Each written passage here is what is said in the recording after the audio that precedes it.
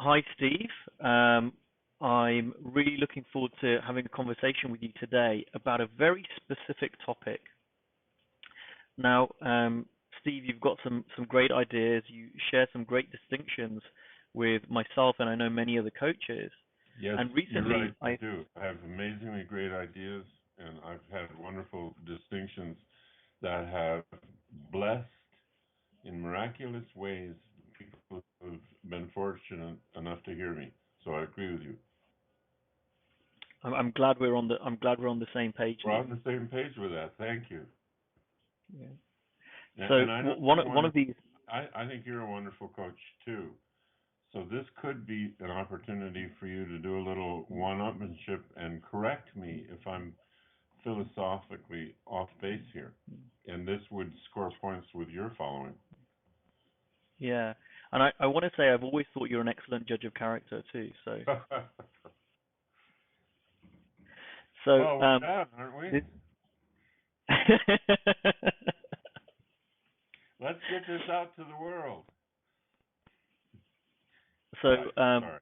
two, Let, let's two, two let's modest, dive two in. modest coaches talking about something, right? So, um,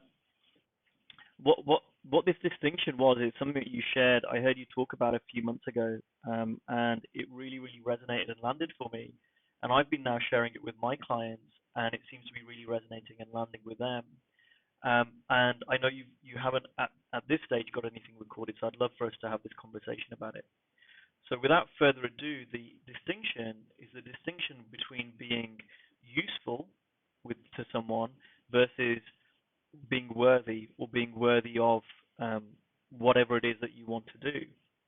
And I know that's been incredibly helpful for me because ever since I heard about this distinction, every time I've come up against doing something that looks a little bit scary or pushing outside of my comfort zone, as people say, I know I've tended in the past sometimes to go into, well, am I worthy to be able to do this, to take this action, to share with someone, to give some advice, and instead I've gone the other way as you've proposed, which is, would it be useful for me? Would it be useful for the other person for me to take this action? And it seems to have a real dramatic effect on how I show up, and it has led to me taking lots of action um, that I perhaps wouldn't have taken, or been more confident in taking action that I would have been nervous about. Yeah, I love the way you phrase it. That's exactly it. And um, when the focus is on me and I'm worried about whether I'm worthy, and a lot of coaches say, and counselors, consultants, mentors, people in the business of helping other people, they say they have worthiness issues or they've had worthiness issues. Am I worthy? And is my resume good enough? Is my experience good enough? Are my coaching skills good enough? Whatever. Am I worthy? Am I worthy?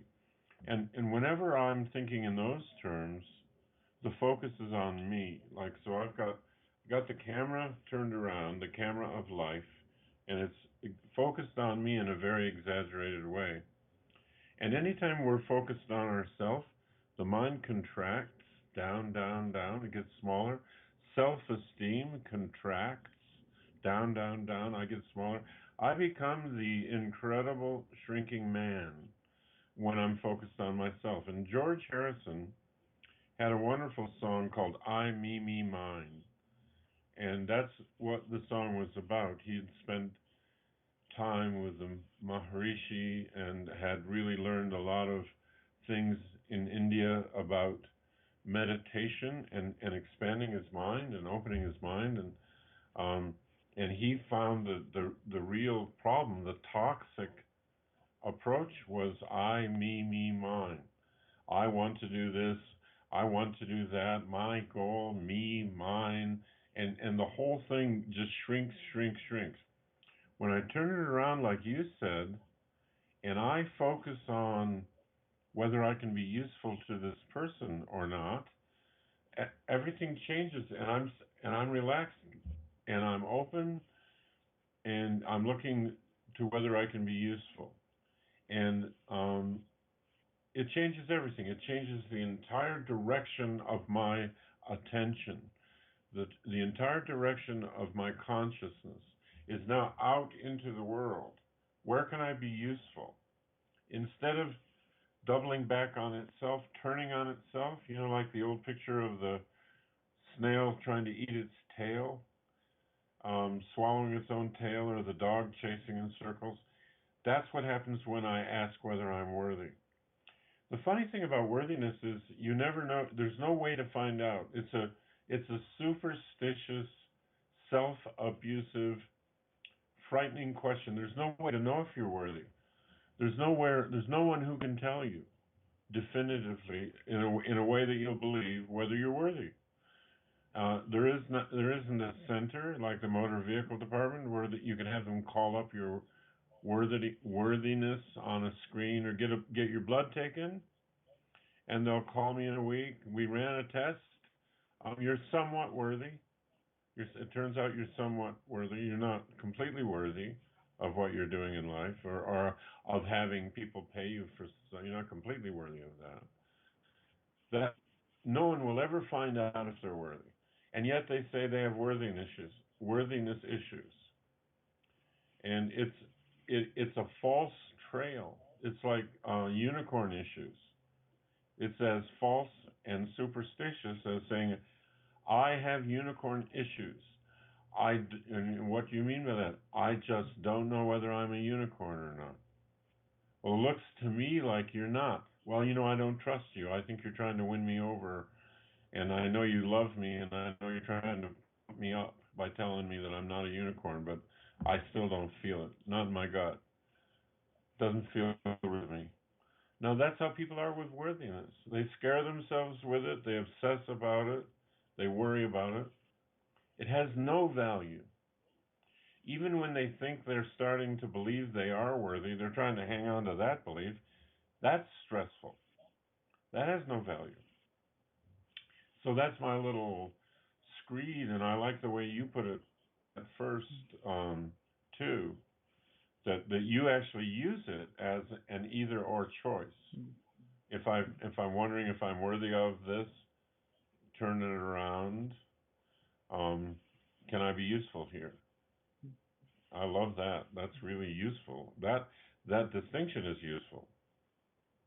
Yeah.